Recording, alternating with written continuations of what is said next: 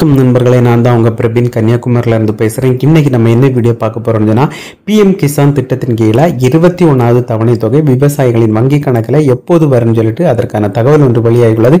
அந்த தகவலை பற்றி தான் நம்ம இந்த வீடியோவில் பார்க்க போகிறோம். ஸோ அதுக்கப்புறம் பார்த்தீங்கன்னா 21வது தவணை கிடைக்கணும்னு சொன்னால் நீங்கள் கண்டிப்பாக ஒரு சில ஒர்க்கெல்லாம் நீங்கள் முடிச்சிருக்கணும். அந்த என்னெல்லாம்னு சொல்லிட்டு தான் இந்த வீடியோவில் 1 by 1 நம்ம பார்க்க போகிறோம். அது நீங்கள் முடித்தா மட்டும்தான் உங்களுக்கு 21வது தவணை தொகை கிடைக்கும், இல்லைன்னு சொன்னால் கிடைக்காது. அது என்னெல்லாம்னு சொல்லிட்டு 1 by 1 இந்த வீடியோவில் பார்க்க போகிறோம். ஸோ அதனால் இந்த வீடியோ நீங்கள் ஸ்கிப் பண்ணாமல் கடைசி வரைக்கும் பாருங்கள்.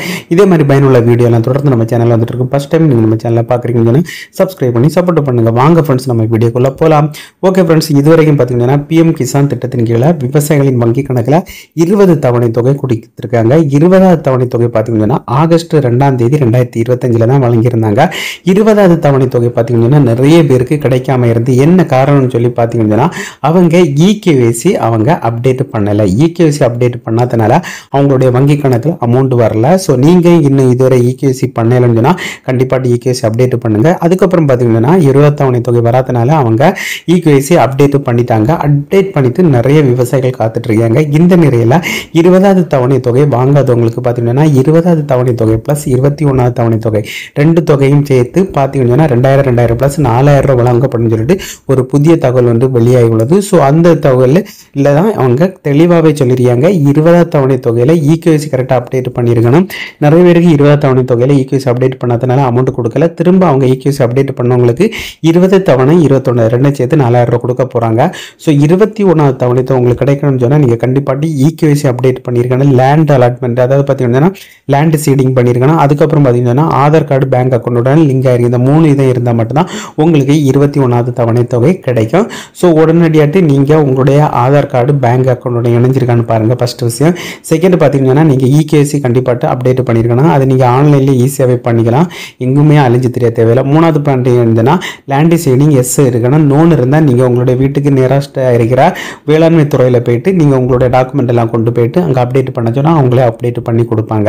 அப்படி பண்ணால் மட்டும்தான் உங்களுக்கு 21வது தவணை தொகை கிடைக்கும். ஸோ 21வது தவணை தொகை எப்போ கிடைக்கும்னு சொல்லி பார்த்தீங்கன்னா இந்த நவம்பர் மாதம் 20ஆம் தேதிக்குள்ளால கிடைக்க அதிகமான வாய்ப்பு இருப்பதாட்டு தகவல்கள் வெளியாகி உள்ளது. அதற்கான அபிஷியல் டேட் வரும்போது நம்ம சேனலில் அதற்கான வீடியோ பதிவிடும்.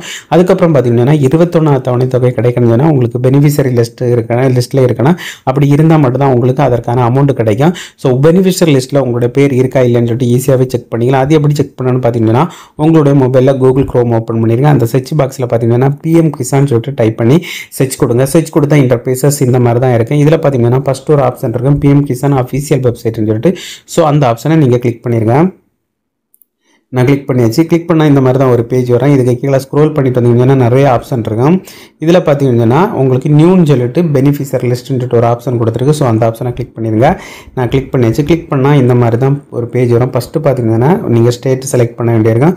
மோஸ்ட்லி எல்லாருமே பார்த்தீங்கன்னா தமிழ்நாடு தான் இருப்பீங்க. ஸோ நீங்கள் தமிழ்நாடு செலக்ட் பண்ணிடுங்க.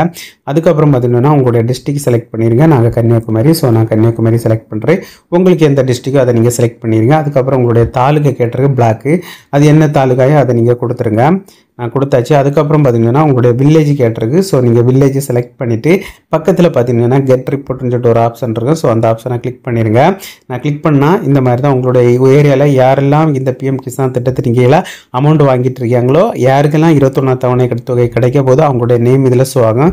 சீரியல் நம்பர், ஃபார்மர் நேம், அவங்க ஆனா போன அந்த டீட்டெயில்ஸ் ஷோ ஆகும்.